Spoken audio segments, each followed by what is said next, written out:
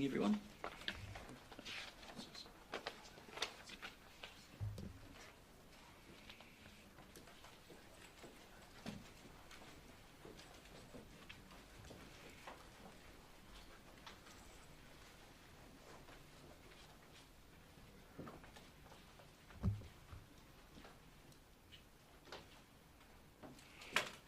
Good morning, everyone. Namahi tarangi, namahi te whenua, namahi kia koutou, kia ora mai tātou. Today I'm announcing two key steps to modernise and strengthen New Zealand's statistics system, changes that will deliver better value for taxpayers and better data for decision making. These are about getting back to basics, accurate, timely, relevant statistics that support stronger communities, smarter investment and a growing economy. The traditional 5-yearly survey-based census model is no longer financially sustainable or fit for purpose. In 2013, the census cost $104 million. In 2023, that had jumped to $325 million. Projections for the next one were heading towards $400 million. That is simply unsustainable. Despite rising costs, recent censuses have been beset with issues or failed to meet expectations. So, from 2030, New Zealand will move away from a traditional nationwide census and adopt a new approach using administrative data, that is, data already collected by government agencies, supported by a smaller annual survey and targeted data collection. Stats New Zealand will continue working closely with communities to ensure smaller groups are accurately represented. This approach means we'll produce key population statistics every year, more efficiently, more frequently, and more reliably. It supports our social investment approach, helping target the right services to the right people based on the best available data. Now, we're not alone in making this shift. Other countries are moving the same way. Ultimately, this is about modernising a core government function to deliver better outcomes for New Zealanders. Secondly, the government is also investing in the quality and speed of our economic statistics, because robust data drives smart decisions. Budget 2025 includes $16.5 million for a monthly consumer price index from 2027 and funding to align with updated international macroeconomic standards. Monthly inflation data brings us into line with other advanced economies. At the moment, we are an outlier. It gives the government and the Reserve Bank more up-to-date tools to manage inflation, interest rates and the cost of living. Adopting international standards helps us measure what really matters in today's economy, especially as the digital sector grows. This also strengthens our ability to attract investment and grow trade. The changes to the census and investment in modernising economic statistics mark a major new direction for Stats New Zealand, who have a significant work programme to put these in place. I acknowledge that Stats New Zealand has had recent challenges, including statistical outputs that have not met the standard expected of a world-class statistics agency and some privacy and security of census data. I've made it clear that they must improve. Accurate, timely data is not a nice-to-have, it's essential infrastructure for a modern economy.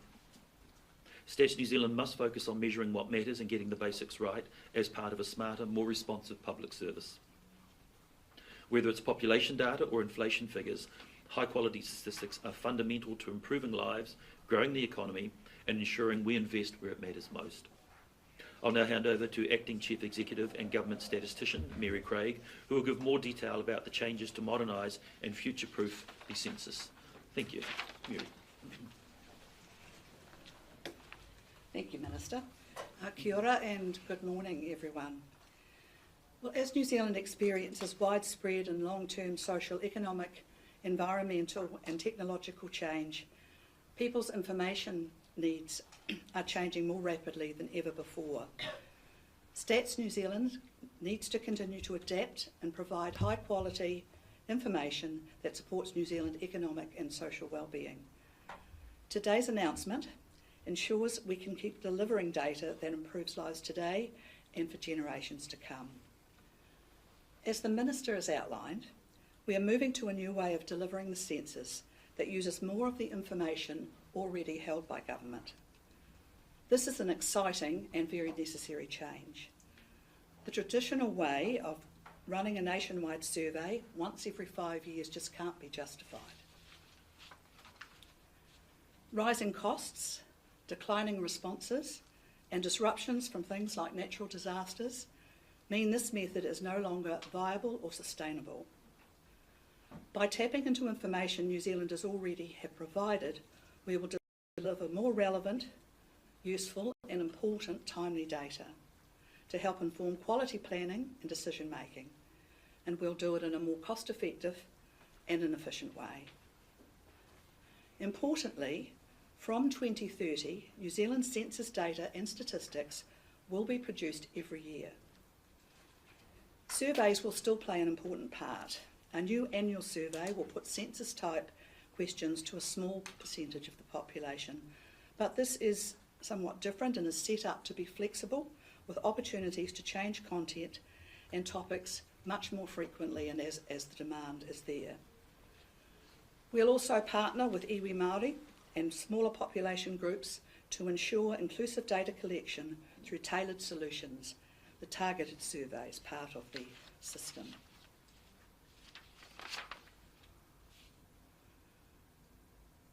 There's a lot of work to be done ahead of the next census, as you can imagine, but together with other government departments who are very supportive that this asset gets built, we're working together to ensure legislation supports the new approach and that the admin data we collect improves in quality from now and over the next 5 to 10 years. Ensuring the ongoing privacy and protection of people's data is paramount as we introduce these improvements. Laws and policies guide how Stats New Zealand protects and manages data now, including things like the Privacy Act and the Data and Statistics Act. There are strict privacy, security and confidentiality rules in place before any data can be shared or published to protect individuals from being identified, and this will continue. Change takes time, and to ensure an admin data first census delivers for New Zealand, the new approach will be introduced in stages. Just a little bit more about that. So from now, there'll be various pieces that you will see, but specifically in 2027, we will launch the new annual sample survey. In 2028, official key population measures will be produced based solely on admin data. And in 2030, the first set of census data and statistics using the new approach will be released. And as I said before, and importantly, census data will be published annually from there on. The new approach will continue to mature and develop, as I said, from now and over the next 5 to 10 years. Stats New Zealand is now working on detailed design and implementation phases for the next census. A lot of work to do. We'll continue to engage with data customers, our partners and communities as we develop and progress these changes. Stats New Zealand is excited, energised and looking forward to getting on with the work of delivering this next evolution of New Zealand's population, social and economic statistics. Thank you. Thank you both very much. We'll now open for any questions. We also have some of our spokespeople who can come up and assist with some more technical questions if you have them.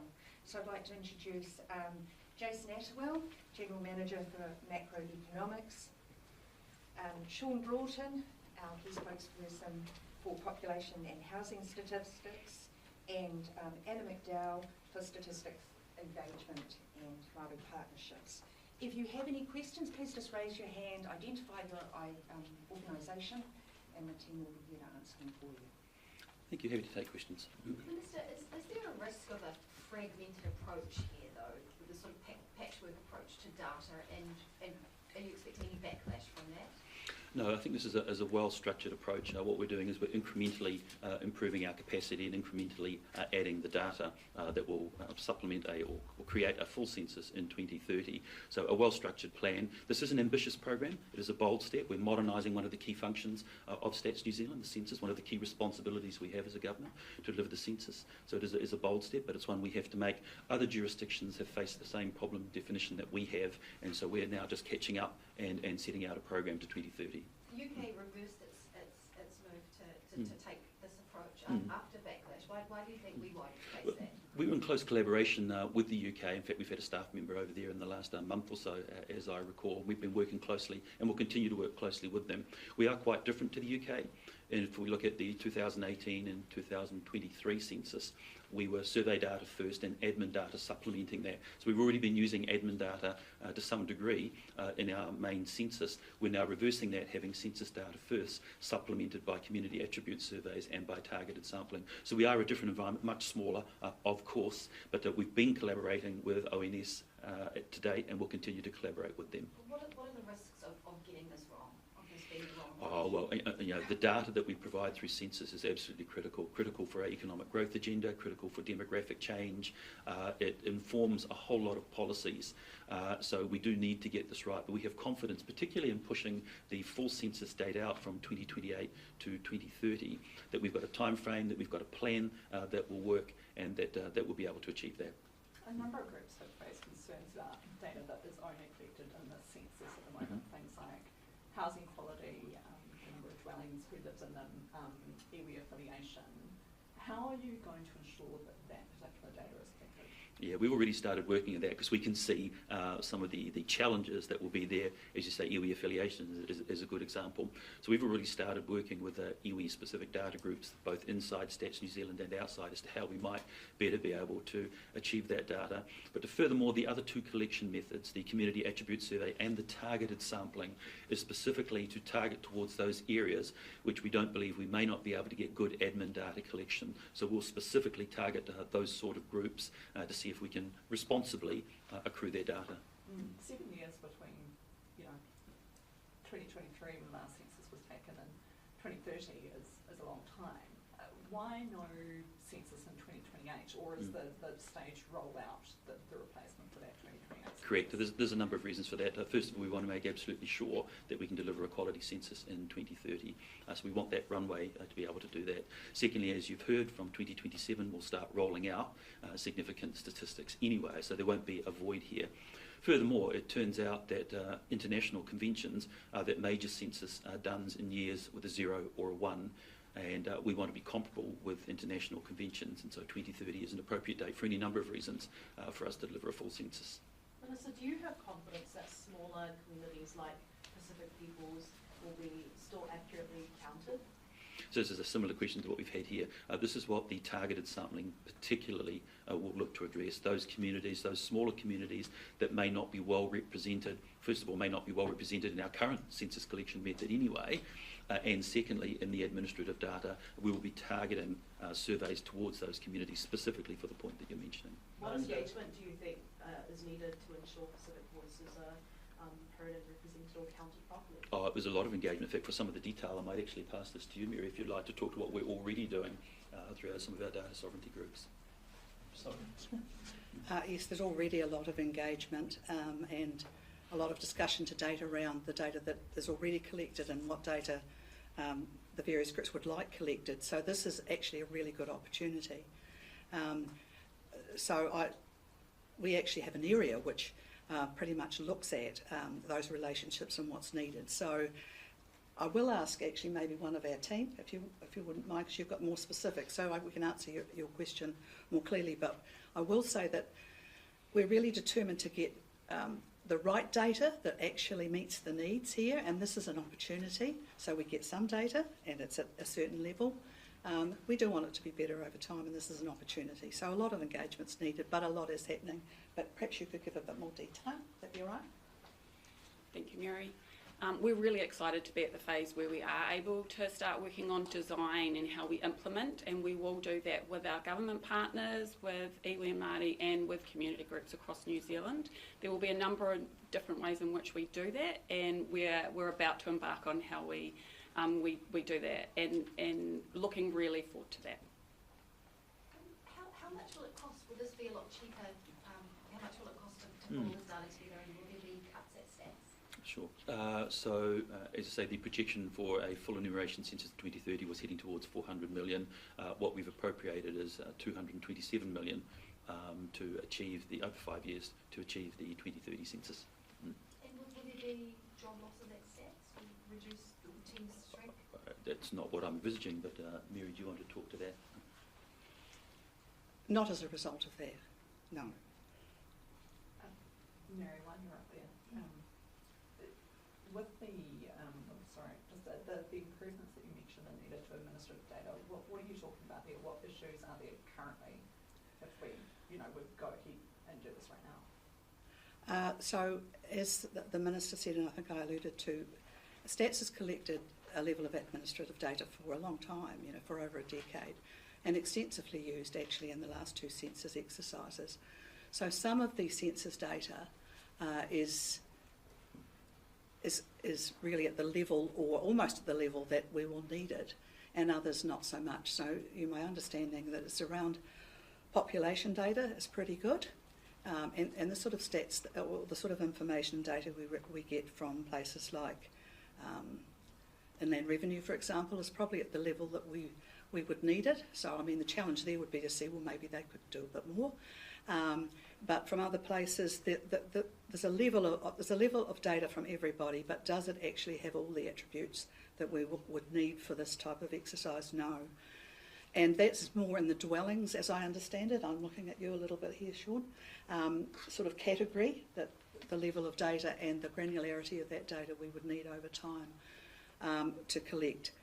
What I will say about that is that there's already a Chief Executives group, and I mentioned before how the rest of the public sector is very supportive of this, keen to get this asset built for New Zealand and to look at how we can collect that admin data and improve that admin data over the next few years. As I said, it will take time to get it to the level that's required, and to do it cost effectively. And as I say, there's a huge payback here in terms of this is an asset for a census, but if you think about it, it's an asset that can be used in many ways in terms of the level of data and the quality of data that we'll have.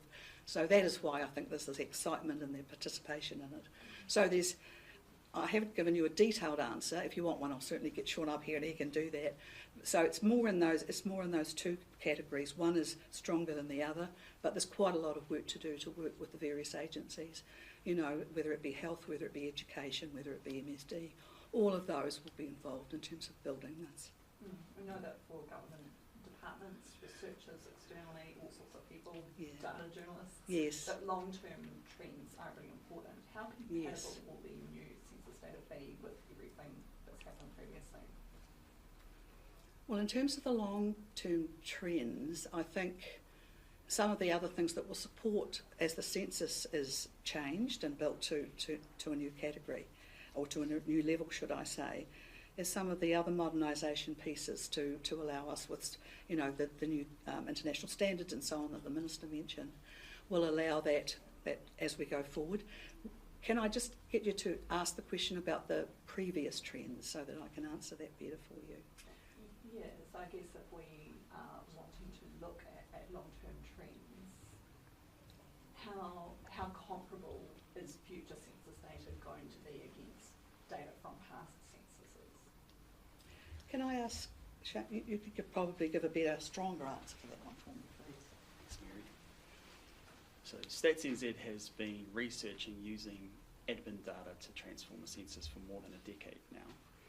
And I think with our developments of an administrative population census and then our experiences through 2018 and 2023 census, we've built up measures from admin data for, I think, more than 20 years worth. So we've got like a 20 years worth of a time series there already.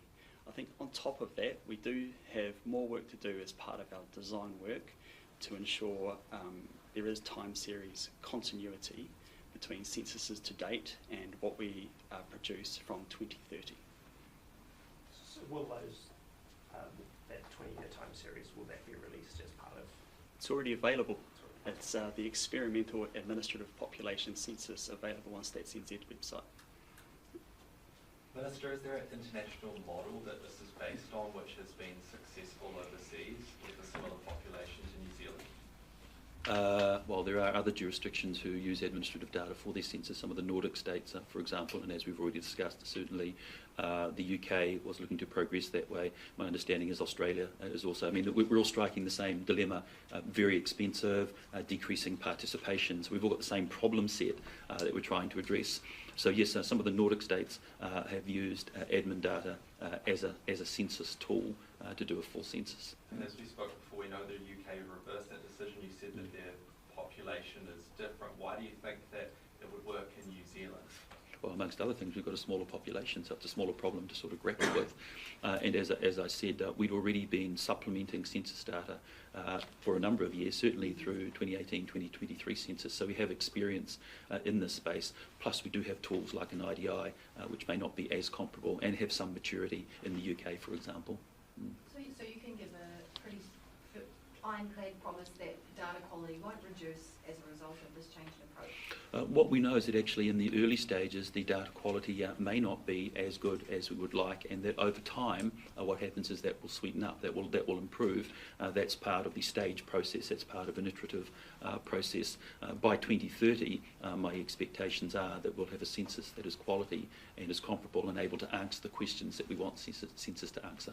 Given that it might not be as good in the early stages, what measures are there to protect against something like 2018 happening, where there were estimates that, say, South Auckland, for example, lost out on estimated $130 million of potential funding because of undercounts among that population? Sure.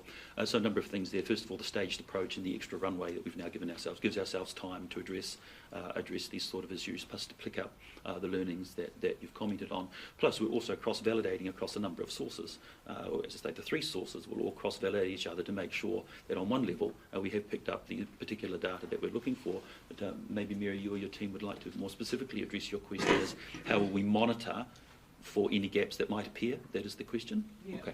How will you know what you're missing?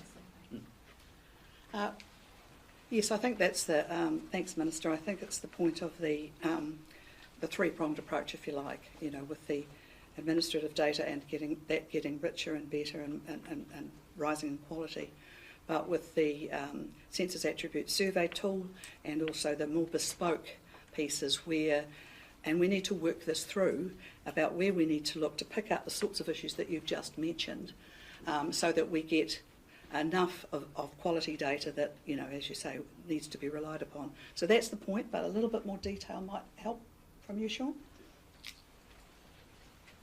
So I think while we have good admin variables such as age or address, there is more work to be done with government agencies that we're embarking on now around detailed ethnicity, Māori descent and the like. Now, I think when you complement the admin data with the survey, so using combined sources, you do have an extraordinarily powerful and accurate data set.